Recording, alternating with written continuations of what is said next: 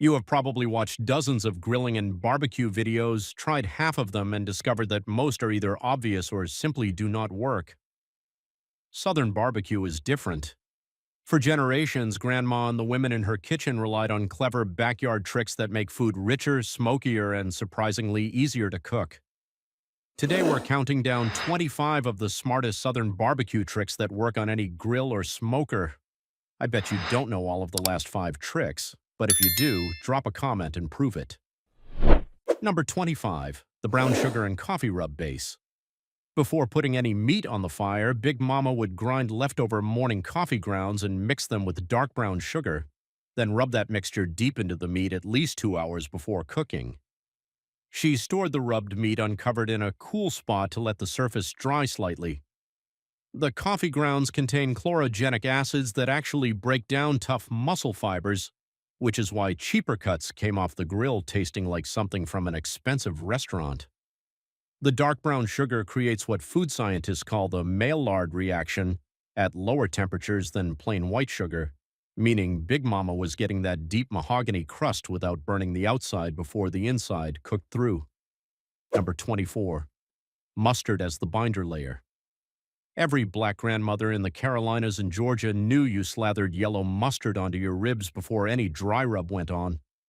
Not fancy Dijon, not stone ground, specifically yellow French's-style mustard straight from the bottle. The mustard creates a sticky foundation that holds your spice rub against the meat through hours of cooking without washing off from steam or dripping fat. More importantly, the vinegar in yellow mustard is a mild acid that begins tenderizing the outer protein layer before heat ever touches it. And the turmeric in that mustard adds its own subtle, earthy flavor layer that you cannot replicate with rub alone. Number 23. Soaking wood chips in sweet tea. While the rest of the neighborhood was soaking wood chips in plain water, Grandma Dorothy was soaking hers in leftover sweet tea overnight. She would brew a strong pot of sweet tea, let it cool completely, pour it over her hickory or pecan chips, and leave them submerged until the next day. When wet wood chips hit hot coals, they produce steam along with smoke, and when that steam carries tea tannins and natural sugars, it coats the meat in a subtly sweet, slightly astringent flavor compound that plain water smoke cannot produce. Scientists studying smoke infusion now confirm that liquid composition dramatically alters the aromatic profile of smoke, and sweet tea happens to carry the exact tannin-to-sugar ratio that complements pork and chicken perfectly. Number 22. The vinegar spritz bottle. Granny kept a spray bottle filled with apple cider vinegar mixed with a little bit of hot sauce near every grill she ever stood at. Every 20 to 25 minutes during a long cook, she would spritz the meat lightly, never soaking it. The acid in the apple cider vinegar does 2 separate jobs simultaneously. First, it keeps the surface of the meat moist enough to continue absorbing smoke particles, because dry meat stops taking on smoke flavor once the surface seals. Second, that consistent light acid application keeps breaking down the collagen in the outer layers throughout the entire cook, which is why Grandma's ribs had that pull-apart tenderness that newer cooks chase for years without achieving. Number 21. Newspaper and brown paper bag insulation for the rest. When the meat came off the grill, Grandma did not put it on a fancy cutting board. She wrapped it first in brown paper bags, then in newspaper, and let it sit for a minimum of 30 minutes before anyone cut into it. This was not improvisation born from poverty. This was precision thermal management. Brown paper breathes enough to prevent steaming while still insulating, and newspaper layered over that adds an additional thermal barrier that holds internal temperature steady. Modern pitmasters call this the rest phase and credit it with redistributing juices throughout the meat, but Grandma was doing it with materials from her recycling pile decades before competition barbecue made it a rule. Number 20. Peach preserves in the sauce. Black grandmothers in Georgia and Alabama stirred peach preserves into their barbecue sauce base instead of just using plain sugar or corn syrup as a sweetener. They would start with a base of ketchup and vinegar, then add peach preserves as the primary sweetener, stirring it in over low heat until it dissolved completely and the sauce thickened. Peach preserves contain natural pectin, which gives barbecue sauce a clingy, glossy texture that sticks to meat instead of running off. The peach flavor also introduces an acidity that corn syrup cannot replicate, and the fruit esters in cooked peach create a caramelization layer on the meat surface that looks and tastes like something that took hours of professional technique to achieve. Number 19. Rubbing the grates with onion. Before any meat touched the grill, Grandma cut a white or yellow onion in half and rubbed the cut face directly across every grate bar while the grill was hot. She held it with a long fork and worked methodically across every inch of cooking surface. The onion releases sulfur compounds when it hits hot iron, and those compounds create a temporary nonstick coating while simultaneously sanitizing any residue from the last cook. The natural sugars in the onion also begin seasoning the grates themselves, building up what barbecue scientists now call a polymerized layer that actually improves with each use. This is why Grandma's grill produced food that never stuck and always had that extra something in the baseline flavor. Number 18. White bread as the flavor sponge. Every black grandmother who ever hosted a family cookout had a stack of plain white sandwich bread sitting near the barbecue, and it was not just for eating. When the cook got going and smoke was heavy, she would briefly hold a slice of bread near the smoke, then set it on the serving table underneath the meat as it came off the grill. The bread absorbs dripping meat juices and smoke-flavored fat, turning into something almost transcendent on its own. But more importantly, it regulated the serving temperature of the meat above it by acting as a breathable thermal base. Churches and family reunions across the South ran this system for decades, and it remains the secret behind why the bread at a black family cookout is always the most coveted item on the table. Number 17. Coca-Cola in the marinade. Grandma Ruth always kept a bottle of Coke nearby when she was prepping ribs or brisket, and a generous pour went directly into whatever marinade she was making. She combined it with soy sauce, garlic, and a little Worcestershire and submerged the meat overnight. Coca-Cola has a pH of around 2.5, making it surprisingly acidic due to its phosphoric acid content, and that acidity penetrates meat deeply overnight, pre-tenderizing it from the inside out in a way that surface rubs simply cannot accomplish. The caramel color compounds in Coke also react during cooking to produce an extremely deep, almost black bark on brisket, and ribs that looks like it came from a professional smoker operating at temperatures Grandma's backyard setup never reached. Number 16. Saving the burnt ends for the beans. Nothing was wasted at Grandma's cookout, especially not the crispy, charred ends of the brisket that newer cooks often threw away or considered mistakes. She collected every burnt end, chopped them coarsely, and folded them directly into the pot of baked beans that was always cooking nearby. Those burnt ends carried concentrated smoke, caramelized fat, rendered collagen, and deep savory compounds that dissolved into the bean liquid over the next several hours of cooking. Food chemists studying umami concentration now understand that the specific combination of rendered animal fat and carbon crust compounds creates a depth of flavor that no manufactured seasoning can replicate, and Grandma's beans having that unbelievable richness was never an accident. It was applied knowledge about flavor layering. Number 15. The aluminum foil steam pocket trick. Midway through a long rib cook, Grandma would pull the ribs off the grate, place them meat side down on a sheet of heavy-duty aluminum foil, pour about a quarter cup of apple juice or beer directly onto the foil, then seal the entire package tightly. This went back onto the indirect heat side of the grill for another 45 minutes to an hour. Sealing meat in liquid inside a foil pocket creates a pressurized steam environment that breaks down collagen into gelatin far faster than dry heat alone can accomplish. This technique is now called the Texas crutch in competition barbecue circles, but black grandmothers in Mississippi and Alabama were running this process generations before Texas pitmasters claimed it, using apple juice from the pantry instead of anything fancy. Number 14. Dried red pepper flakes steeped in oil for basting. Grandma kept a mason jar on the back shelf near the stove where she stored red pepper flakes that had been submerged in vegetable oil for weeks or months at a time.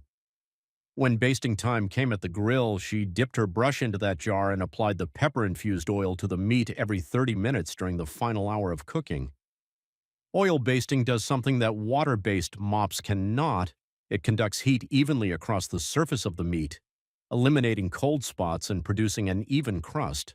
The capsaicin compounds from the long-steeped pepper flakes also carry heat penetration deeper than surface application of fresh pepper would, meaning the spice reached all the way into the crust rather than sitting only on top.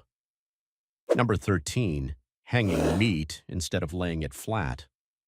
In the older tradition that many grandmothers maintained from their own mothers and grandmothers, whole chickens and sometimes whole sections of ribs were hung vertically over the coals using wire hooks fashioned from coat hangers rather than placed flat on grates. Hanging allows fat and dripping juices to fall straight down rather than pooling beneath the meat and causing flare-ups, and it also exposes every surface of the meat to circulating smoke simultaneously instead of leaving one side on a hot grate. Vertical hanging is now the foundation of several premium commercial barbecue smoker designs that sell for thousands of dollars, but Grandma was achieving the same result with a repurposed metal coat hanger on a homemade cinder block pit. Number 12. Buttermilk brine for chicken. Before any chicken ever went near the fire at Grandma's house, it spent the night submerged in a mixture of buttermilk, garlic, salt, and cayenne pepper in a covered bowl in the refrigerator. She insisted on full overnight submersion, never less than 8 hours. The lactic acid in buttermilk is gentle enough that it does not turn the outer layers of chicken mushy the way aggressive acid marinades sometimes do, but it penetrates deeply and breaks down the proteins that cause chicken to seize up and turn dry over direct flame heat. This is the exact mechanism that food scientists now use to explain why the best fried chicken in American culinary history overwhelmingly traces its lineage through black Southern cooking. Buttermilk brining is not a restaurant technique, it is grandmother knowledge. Number 11. Smoked salt made at home. When the coals were dying down after a big cookout, Grandma did not let that residual smoke go to waste. She placed a shallow cast iron pan filled with coarse kosher salt on the grill as the fire faded and left it there for the entire cool-down period, sometimes 2 to 3 hours. The salt slowly absorbed smoke compounds during that gradual cooling, turning into smoked salt that she then stored in a jar and used to season everything from potato salad to the next round of barbecue rub. Smoked salt sold in specialty stores today costs a remarkable amount of money, and the flavoring process used commercially is almost identical to what Grandma was doing for free with the dying coals she would have otherwise ignored entirely. Number 10. Using fatback to grease the grates and the meat. While modern cooks spray vegetable oil on their grates, Grandma kept a piece of fatback in her apron or sitting near the grill on a small dish. She impaled the fatback on a long fork and rubbed it directly across hot grates before cooking, then cut thin slices and draped them directly on top of chicken breasts or lean pork chops during the first 20 minutes of cooking. Animal fat has a much higher smoke point than most vegetable oils, meaning it does not burn off instantly when it hits hot iron. The rendered fat from the fatback self-bastes the meat from above while creating a flavor-rich dripping that hits the coals and sends aromatic fat smoke back up into the food, an entirely self-contained flavor amplification loop that no spray bottle of canola oil can replicate. Number 9. Black pepper crust applied in stages. Grandma never put all her black pepper on at once. She applied a light first layer of coarsely ground black pepper to the meat before it went on the grill, then added a second layer after the first 30 minutes of cooking and sometimes a third light application in the final 15 minutes before pulling the meat. Applying black pepper in stages serves a specific chemical purpose. The volatile aromatic compounds in black pepper, particularly piperine, begin degrading within minutes of heat exposure. So pepper applied at the start loses much of its aromatic punch long before the meat is done. Staggering applications means each layer contributes at a different stage of the chemical process, and the cumulative effect is a pepper presence so full and complex that people who taste it cannot identify it as just black pepper. They think there must be some secret ingredient. Number 8. Putting a pan of water in the grill for humidity control. On any long cook, especially for brisket or whole chickens, Grandma always placed a small metal pan filled with water on the grate beside or beneath the meat. She refilled it periodically throughout the cook whenever she noticed it getting low. The evaporating water maintains a high humidity environment inside a covered grill, which prevents the outer surface of the meat from drying and forming an impenetrable crust too early in the cooking process. A surface that stays slightly moist continues accepting smoke flavor throughout the cook, and meat cooked in a humid environment also retains significantly more of its own internal moisture. This is the exact reasoning behind the water pan systems built into every premium offset smoker manufactured today. Grandma was engineering humidity control with a repurposed pie tin. Number 7. Crushing crackers into the dry rub. This one surprises people every time. Grandma took plain saltine crackers, crushed them to a fine powder between her palms or in a clean cloth, and mixed that powder directly into her dry rub before applying it to ribs or chicken. The cracker dust creates tiny air pockets in the rub coating, which means the crust forms with a slightly porous texture rather than a solid sealed layer. That porous structure allows continued moisture release from inside the meat without cracking the bark, and it also dramatically increases the surface area of the crust that comes into contact with smoke particles. The result is a bark with a complexity and layered texture that smooth rubs alone cannot produce, and the minimal starch from the crackers helps the rub bind to the meat surface even without a mustard or oil base underneath. Number 6. Positioning meat according to charcoal color. Grandma read her charcoal the way some people read clocks. She understood that white-ashed coals, red glowing coals, and gray fading coals each represented different cooking temperatures requiring different positioning. Whole chickens went on when the coals were bright red and beginning to develop white ash on the edges. Ribs went on once full white ash covered the coals, and anything that needed finishing gentle went over the gray fading coals on the far edge of the grill. This is essentially a 3-zone cooking method that modern barbecue instructors teach in classes costing hundreds of dollars, and it requires no thermometer, no digital probe, no expensive equipment, just the visual knowledge that grandmothers passed directly from hand to hand through generations of outdoor cooking. Number 5. Squeezing citrus over meat right before serving. Just before the meat came off the grill and got passed around, Grandma squeezed fresh lemon or orange juice directly over everything. Not before cooking, not during cooking, specifically in the final 30 seconds before the meat left the heat. Heat-activated citric acid applied in this brief window does something remarkable. It triggers a final rapid surface reaction that brightens every flavor compound that the long cook has developed, essentially amplifying the perception of sweetness, smoke, and savory notes simultaneously. Food scientists call this flavor bridging, where acid connects disparate flavor molecules in a way that makes everything taste more cohesive and intentional. Grandma called it finishing, and she never let a single tray of barbecue go to the table without it. Number 4. Saving the drip pan liquid as sauce base. Under every big cut of meat on Grandma's grill sat a drip pan catching hours of rendered fat, smoke-flavored juices, and caramelized drippings. At the end of the cook, while everyone else was focused on the meat, she carefully poured all of that liquid into a pot, skimmed off the excess fat from the top, and used what remained as the base for her finishing sauce. That drip pan liquid contains everything that cooked out of the meat during the entire session, a collagen, myoglobin, smoke compounds, and rendered fat.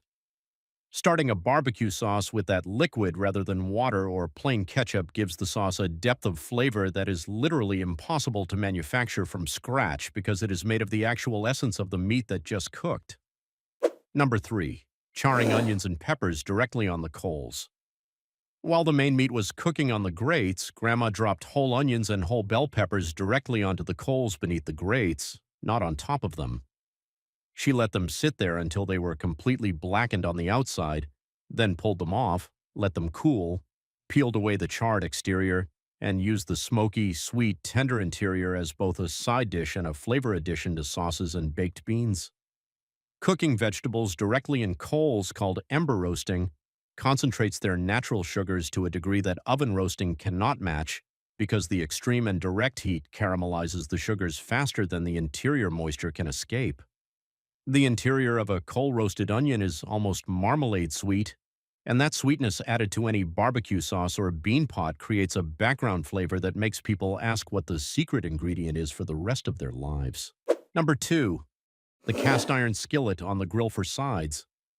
Grandma never had just one cooking surface at a cookout. Her cast iron skillet lived on the side grate of whatever grill she was using, and while the main protein smoked low and slow, she was sautéing onions and peppers in that skillet, using the ambient heat of the coals to cook them in the smoke-flavored air rising around the grill. Vegetables cooked in cast iron over live coal heat in an open, smoky environment absorb entirely different flavor compounds than anything cooked on a stovetop inside. The combination of cast iron's heat retention, coal-generated smoke, and the fat rendering off the nearby cooking meat that drifts in on air currents creates a flavor profile for sides like mac and cheese filling or sautéed greens that cannot be replicated indoors under any circumstances. Number 1, the overnight dry brine with seasoned salt. This is the grandmother of all the tricks, and it was sitting at number 1 for a reason.